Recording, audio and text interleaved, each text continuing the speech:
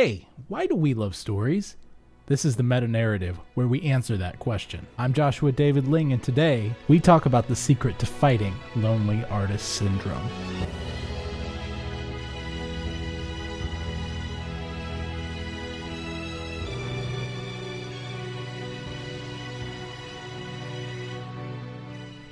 What do stories have to teach us about the lone hero? Sure, there are always moments when the hero must face things himself, but they never get there by themselves. Take Buffy Summers, for example. In Buffy the Vampire Slayer, Willow, Xander, and a whole host of other characters are always right by her side, or fighting to stay by her side. She thinks that they'd slow her down or that they'd get hurt, but this is almost never the case. And even when it is the case, it tends to work out in her favor. Moving over to real life, J.R.R. Tolkien was convinced that his mishmash of Nordic mythology and language studies that began as a fun little fiction project would never amount to anything, even if he could finish it. But his son Christopher, and even more so his great friend Jack C.S. Lewis, came to the rescue and willed him on to having a book series that at one point sold more books in the Western world than any book except the Bible. Addressing the C.S. Lewis Foundation, singer-songwriter Andrew Peterson had this to say about Lewis, Tolkien, and how they shaped his community, the Rabbit Room. Is that the downplaying of the influence of the Inklings on one another's writings was incorrect. Several books and articles I had read claimed that whatever influence that band of friends had on one another was negligible. But having lived in Nashville for 20 years told me another story altogether. My wife and I moved to Nashville in 1997, fresh out of college, and I got an apartment with her without really knowing anyone there.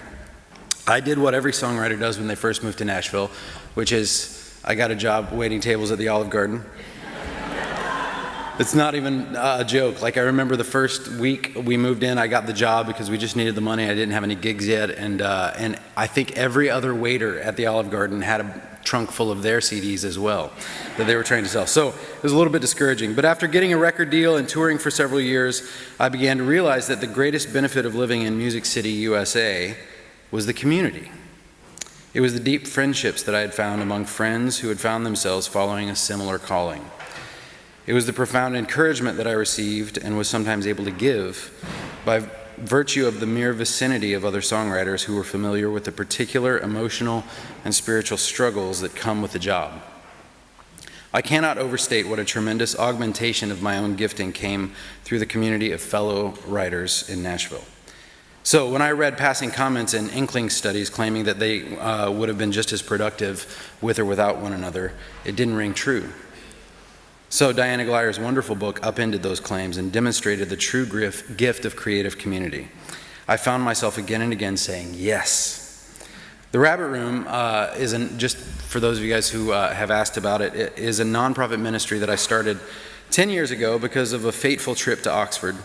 It was my first visit, and of course I went to the Eagle and Child, like all the other Americans apparently. I don't know if you've noticed, but there are very few British accents in that pub.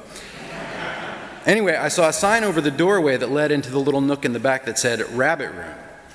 And I asked the bartender why it was called that, and he said, oh, it was probably because rabbits have been kept back there about 200 years ago. I don't know if that's true or not.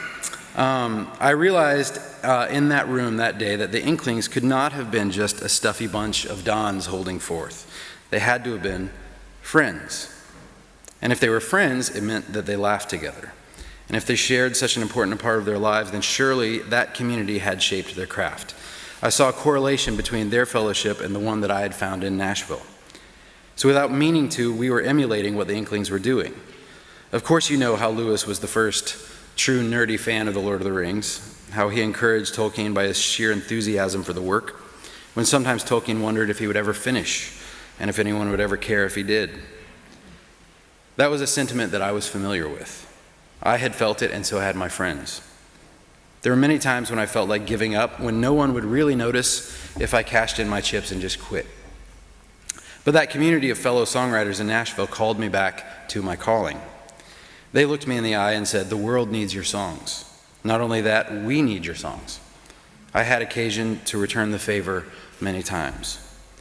I came back to the States after that trip to Oxford and bought the domain name rabbitroom.com. with the sense that there was something beautiful to be done with it. So after 10 years, I'm happy to report that the Rabbit Room has had over 2,000 pieces written by various writers, 8 years of a sold-out conference, countless concerts, and Rabbit Room Press has published more than 20 books, including 2 new ones from Walter Wangren Jr., who asked the Rabbit Room to steward his legacy. The best thing about the Rabbit Room, however, is not the works that we produced. It's the deepening of the friendships. It's the community. It's the marriages, literally. We've had, I think, 4 marriages thanks to people who have met at Hutchmoot, which is our Rabbit Room conference. People have started to call it Hutch Match, or Hitchmoot was the other name for it. So if you're single, please come to Nashville, and maybe we can get you straightened out. Our mission statement is this: the Rabbit Room fosters spiritual formation and Christ-centered community through story, art, and music. The Rabbit Room fosters spiritual formation and Christ-centered community through story, art, and music. I just lost my place, hold on. We believe that art nourishes community and community nourishes art. That's one of the things that we say all the time. Art nourishes community, community nourishes art, which is to say that writing, singing, creating tends to gather people, and it enriches community, like it did with the Inklings. But that community, in turn, nourishes the art. It's a symbiotic relationship.